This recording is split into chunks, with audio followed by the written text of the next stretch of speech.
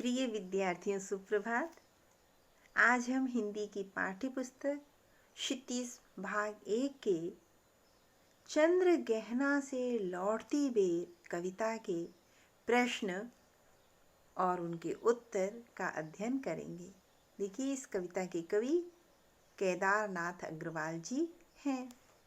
पहला प्रश्न, इस विजन में, पूरी कविता है यहाँ तक, अधिक है पंक्तियों में नगरीय संस्कृति के प्रति कवि का क्या आक्रोश है और क्यों? नगरीय मतलब जो नगर में रहते हैं उनके प्रति।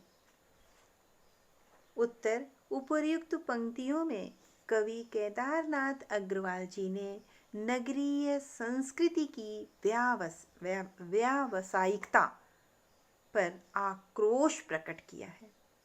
उनके अनुसार नगर के लोग व्यापार को अधिक महत्व देते हैं। वे प्रेम और सौंदर्य से बहुत दूर हैं।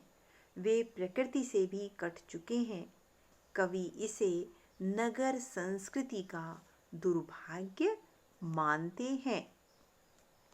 दूसरा प्रश्न, सरसों को कहकर कवि क्या कहना चाहते होंगे? उत्तर, सरसों, आपको पता है सरसों, पीले पीले खेतों में सरसों, बहुत बड़े बड़े खेत होते हैं, उनमें सरसों खिली होती है, तो वो किस रंग की होती है? पीले रंग की होती है। सरसों को सयानी कहकर कवि कहना चाहते होंगे कि अब उसकी फसल पककर तैयार हो चुकी है, उसका पूरा विकास हो चुका है। तीसरा प्रश्न, अलसी के मनोभावों का वर्णन कीजिए। अलसी अल्हड़ नायिका है। उसकी कमर लचीली है। देह मतलब तन, काया, शरीर बताया था आपको, पतली है और स्वभाव से हठीली, हठीली मतलब जिद्दी है। उसने अपने शीश यानी सिर पर नीले फूल धारण किए हुए हैं। वह मानो सबको प्रेम का खुला निमंत्रण देकर कह रही है, जो भी मुझे छुए मैं उसे अपना दिल दे दूंगी। चौथा प्रश्न, अलसी के लिए हठीली विशेषण का प्रयोग क्यों किया गया है? अलसी को हठीली कहने के 2 कारण हैं। नंबर 1, वह चने के खेत में हठपूर्वक अपने आप उग आई है। दूसरा कारण, वह अपनी पतली देह के साथ बार बार झूमती, झुकती और फिर से खड़ी हो जाती है, यानी जरा सा हवा का झोंका लगता है, वो झूमने लगती है, झुक जाती है, यानी गिर पड़ती है, लेकिन फिर वापस से वो चने के पौधे का सहारा लेकर खड़ी हो जाती है। पांचवा प्रश्न, चांदी का बड़ा सा गोल खंभा में कवि की किस सूक्ष्म कल्पना का आभास मिलता है? उत्तर, सरोवर के जल में सूर्य की किरणें सीधी पड़ती हैं तो ऐसा लगता है जैसे पानी के नीचे चांदी का बड़ा गोल खंभा हो। रंग, चमक और रूप की समानता के कारण यह कल्पना मनोरम बन पड़ी है। छठा प्रश्न, कविता के आधार पर हरे चने का सौंदर्य अपने शब्दों में चित्रित कीजिए। हरा चना आकार में ठिगना यानी ठिगना है। आज वह दूल्हे के रूप में सजकर खड़ा है।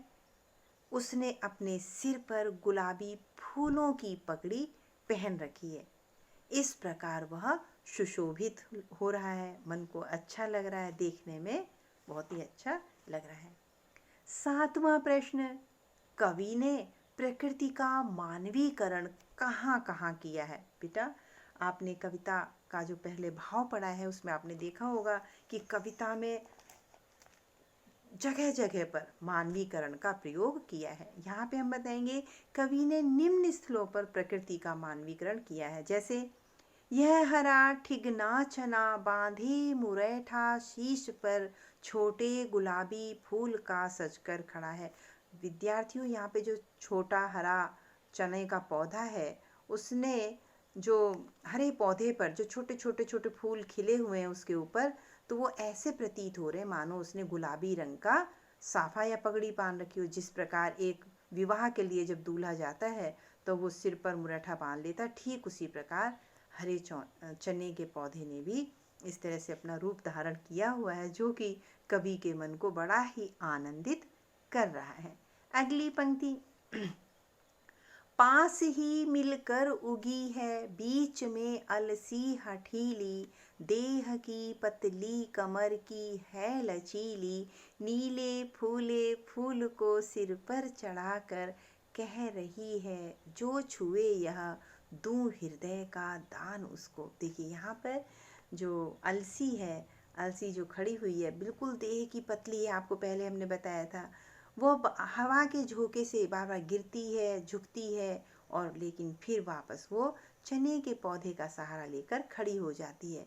यहाँ पर देह की पतली कमर की है लचीली, यहाँ पर एक नारी के सौंदर्य की जो सुंदरता है उसकी तुलना अलसी से की गई है, इसलिए यहाँ पर मानवीकरण अलंकार है।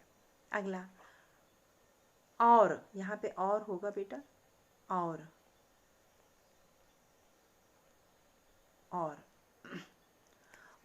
सरसों की न पूछो हो गई सबसे सयानी, हाथ पीले कर लिए हैं ब्याह मंडप में पधारी। सरसों का जो खेत है वो चारों ओर फूलों से भरा पड़ा है और वो पक कर तैयार हो गया है। तो ऐसा प्रति जब लड़की बड़ी हो जाती है, जवान हो जाती है, ब्याह के लिए, विवाह के लिए हो जाती है, तो सभी कहते हैं चलो इसके हाथ पीले कर दो, बड़ी लड़की हो गई है। ठीक उसी प्रकार से जो सरसों की जो खेत है वह भी पक कर तैयार हो गए, और अर्थात परिपक्व पूरे हो गए, अर्थात वह भी अब कटने के लिए भाई तैयार हो गए, बस उनका खेती तैयार हो गई है कटने के लिए। जैसे पूरे वो झूम झूम कर इस बात को कहते हैं। फाग गाता मास फागुन, जो फागुन का मास, फागुन यानी जो फागुन का महीना है वह फाग गा रहा है। मतलब देखिए महीना है, यहाँ पर भी मानवीकरण किया है कि जो फागुन का महीना है वो गा रहा है, अपने आप गा रहा है। 5वां है पंक्ति, हैं कई पत्थर किनारे पी रहे चुपचाप पानी, प्यास जाने कब बुझेगी। यहाँ पर कवि जो हैं उन्होंने वर्णन किया है कि किस तरह से जो तालाब के किनारे पत्थर पड़े हुए हैं वो ऐसे पड़े हुए हैं, ऐसा प्रतीत हो रहा है मानो वो पानी पी रहे हैं और जाने कब उनकी प्यास बुझेगी। 8वां प्रश्न, कविता में से उन पंक्तियों को ढूंढिए जिनमें निम्नलिखित भाव व्यंजित हो रहा है। और चारों तरफ सूखी और उजाड़ जमीन है, लेकिन वहां भी तोते का मधुर स्वर मन को स्पंदित कर रहा है। बच्चों, इसमें आपको कविता की पाठ में से वो पंक्तियां लिखनी है जिनका भाव ये है, जिन पंक्तियों का भाव ये है। कविता की पंक्तियां आगे, चित्रकूट की अनगढ़ चौड़ी कम ऊंची ऊंची पहाड़ियां दूर दिशाओं तक फैली हैं, बांझ भूमि पर इधर उधर रीवा के पेड़ कांटेदार कुरूप खड़े हैं, सुन पड़ता है मीठा मीठा रस टपकाता सुग्गे का स्वर टें टें टें टें। तो बच्चों, इस पंक्तियों में ये भाव है, ये जो भाव है मुख्य, ये आपकी इन पंक्तियों से मिलता है, ये इन पंक्तियों में है। विद्यार्थियों, आप इस पाठ के दिए गए जितने भी ये प्रश्न हैं उनके उत्तर हैं आसानी से समझेंगे और अपनी हिंदी की फेयर कॉपी में सुंदर और सुव्यवस्थित तरीके से करेंगे। धन्यवाद।